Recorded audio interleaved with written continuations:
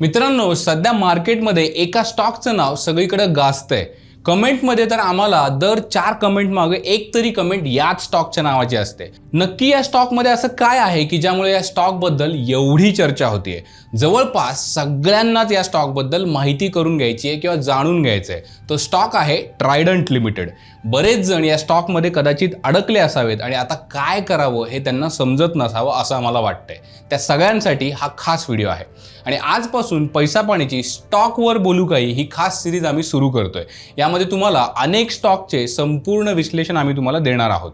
याबरोबरच तुमच्या प्रचंड मागणीचा विचार करून आम्ही इथून पुढे 10 एपिसोडची ऑप्शन सिरीज सुद्धा घेऊन येत आहोत। त्यामुळे पैसा पाणी चॅनलला लगेच सबस्क्राइब करा, कारण या सिरीज कोणत्याही परिस्थितीमध्ये मिस होता कामा नये।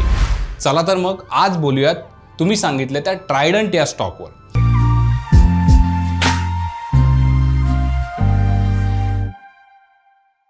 14 जानेवारी 2022 रोजी ट्रायडंट हा स्टॉक 68 रुपयांवर ट्रेड करत होता आणि आज तो जवळपास 35 रुपयांपर्यंत खाली आलेला आहे। जून 2022 पासून हा स्टॉक 34 ते 40 रुपयांच्या दरम्यानच खेळताना दिसतोय। हा स्टॉक गेल्या वर्षी अनेक रिटेल इन्व्हेस्टरचा फेवरेट स्टॉक होता। बऱ्याच जणांनी हा स्टॉक अजून वर जाईल या अपेक्षेपोटी खूप वरच्या प्राइसला त्यामध्ये एंट्री घेतली आणि आता त्यामध्ये अडकून पडलेले आहेत। या स्टॉकचं नक्की काय करायचं हा प्रश्न अनेकांना पडलेला आहे। त्याचं उत्तर देण्याआधी आपण ट्रायडंट लिमिटेड या कंपनीबद्दल थोडी माहिती बघूया।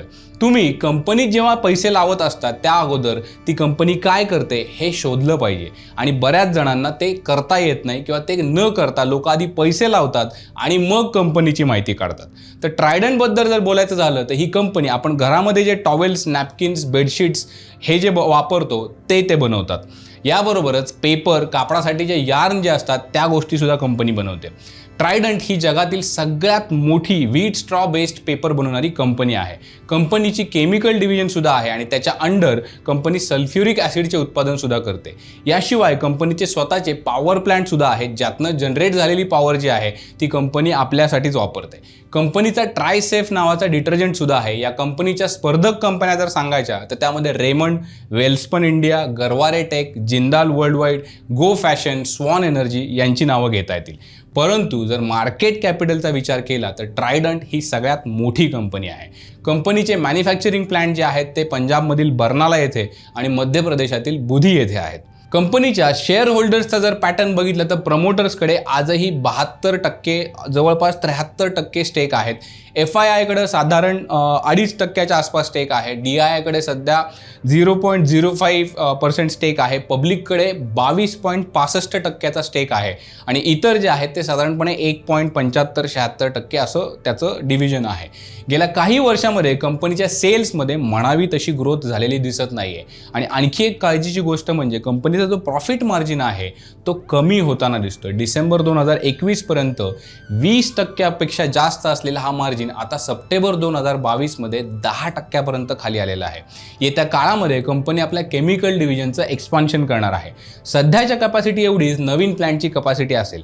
हा प्लांट मार्च 2024 पर्यंत कमिशन होईल असे कंपनीने सांगितले आहे। यासाठी एकूण 100 कोटींची गरज लागणार आहे आणि हा निधी जो आहे तो कंपनी डेट आणि इक्विटी अशा दोन्ही मार्गांचा वापर करून उभारणार आहे। याशिवाय कंपनी होम टेक्सटाईल्स प्लांटचे सुद्धा एक्सपान्शन करण्याचा विचार करते। त्याचं ऑलरेडी प्लॅनिंग सुरू झालेलं आहे। त्यासाठी कंपनीला 800 कोटींची गरज लागणार असून हा जो निधी आहे तो सुद्धा डेट आणि इक्विटी या दोन्ही मार्गांचा वापर करून उभारला जाणार आहे। कंपनी आपले प्रॉडक्ट्स अमेरिकेमध्ये मोठ्या प्रमाणामध्ये निर्यात करते। याशिवाय कंपनीचे जे प्रॉडक्ट्स आहेत ते 150 इतर देशांमध्ये सुद्धा निर्यात होतात। मात्र त्यांना चीन, पाकिस्तान सारख्या देशांकडून मोठ्या प्रमाणामध्ये स्पर्धा निर्माण होताना दिसते। 2022 या फायनान्शियल इयरमध्ये कंपनीचा 32% रेव्हेन्यू भारतातून आला होता, 44% रेव्हेन्यू अमेरिकेतून आला होता, तर बाकी जगातून 24% रेव्हेन्यू आला होता। या 24%पैकी सगळ्यात जास्त रेव्हेन्यू जो आहे तो युरोपियन मार्केटमध्ये येतो। याचा अर्थ आपण जर नीट बघितलं तर 50%पेक्षा जास्त रेव्हेन्यू जो आहे तो कंपनीला युरोप आणि अमेरिकेतून येतोय।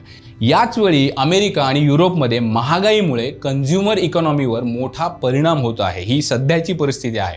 त्यामुळे मंथली बजेट सारखे प्रश्न जे आहेत ते सध्या त्या देशातल्या लोकांना भेडसावत आहेत। अशा वेळी एखादी फॅमिली जी असते ती आपल्या मंथली खर्चामध्ये कपात करताना दिसते। अशा वेळी ट्रायडंट जे प्रोडक्ट बनवते म्हणजे टॉवेल म्हणा किंवा नॅपकिन म्हणा, बेडशीट म्हणा, हे तसं बघायला गेलं तर गरजेचे आहेत, नक्कीच गरजेचे आहेत। परंतु अतिशय गरजेचे आहेत का? तर नाही. त्यामुळं महागाई अर्थात इन्फ्लेशनचा मोठा फटका ट्रायडंटला बसतोय, कारण त्यांचे प्रॉडक्ट्स जे आहेत ते त्यांचे ग्राहक आत्ता लगेच विकत घ्यायचे नसतील तर थांबण्याची त्यांची तयारी आहे. त्याबरोबरच कंपनीच्या या देशांमधील B2B बिझनेसला सुद्धा रिसेशनमुळे धक्का लागलेला आहे. याचा परिणाम कंपनीच्या एक्सपोर्टवर होतोय. एक्सपोर्ट थोड्या प्रमाणामध्ये कमी होताना दिसतोय. याशिवाय ग्लोबल टेक्सटाईल मार्केट जे आहे ते 2025 पर्यंत फक्त 3% CAGR वाढेल असा सुद्धा अंदाज आहे. त्यामुळे कंपनीला त्याचा सुद्धा थोडासा फटका बसू शकेल. तर हे झालं युरोप आणि अमेरिकेबद्दल.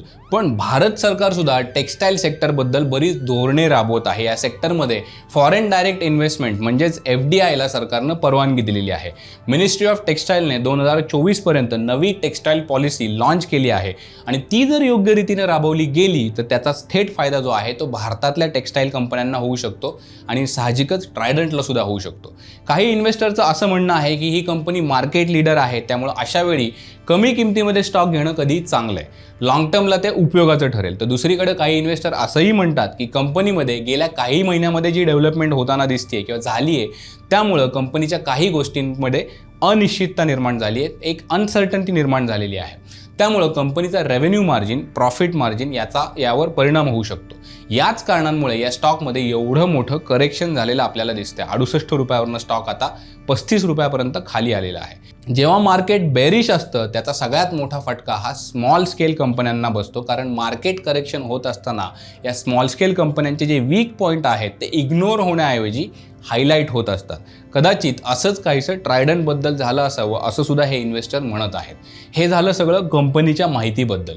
आता जर थोडं टेक्निकल बघितलं तर स्टॉक गेले काही महिने कन्सॉलिडेट होताना दिसतोय. स्टॉकला 40 ते 50 रुपयांच्या दरम्यान 2-3 रेझिस्टन्स दिसत आहेत. ते जरी तुटले तरी स्टॉकमध्ये पुन्हा एकदा स्ट्रॉंग मूव्ह येईलच असं आत्ता तरी सांगता येत नाही. तुम्ही जर खूप हाय प्राईजला हा स्टॉक घेतला असेल तर तुम्ही तो विकू शकता, पण जर तुमचा लॉस आत्ता कमी असेल तर 28 रुपयाचा स्टॉप लॉस लावून तुम्ही तो स्टॉक होल्ड करू शकता. 28च्या खाली जर हा स्टॉक आला तर मात्र तुम्ही काटेकोरपणे त्यातून एक्झिट करणं गरजेचं आहे. पण चॉईस तुमचा आहे, कारण पैसे तुमचे आहेत. आता याबद्दल एक उदाहरण देतो. पैसा पाणीच्या फॉलोअर्सपैकी एकाने तर या स्टॉकची 1000 क्वांटिटी 45 रुपयांवर बाय केली होती. त्याचा संपूर्ण पोर्टफोलिओ 2.5 लाखांचा होता आणि त्यामध्ये एकट्या ट्रायडंटचा वाटा 45,000 रुपयांचा होता. म्हणजे पोर्टफोलिओच्या जवळपास 20% गुंतवणूक त्या माणसानं एका स्टॉकमध्ये केली होती. अशी चूक तुम्ही मात्र करू नका. पोर्टफोलिओ कायम डायव्हर्सिफाईड ठेवा. प्रत्येक स्टॉकला असलेले ॲलोकेशन जे असेल ते लिमिटेड ठेवा. एका स्टॉकमध्ये तुमच्या एकूण कॅपिटलच्या 5 ते 10% रकमेपेक्षा जास्त पैसे गुंतवू नका. आता या सरांचं चुकलं कुठं, तर त्यांनी खूप मोठी रक्कम एकाच स्टॉकमध्ये लावली.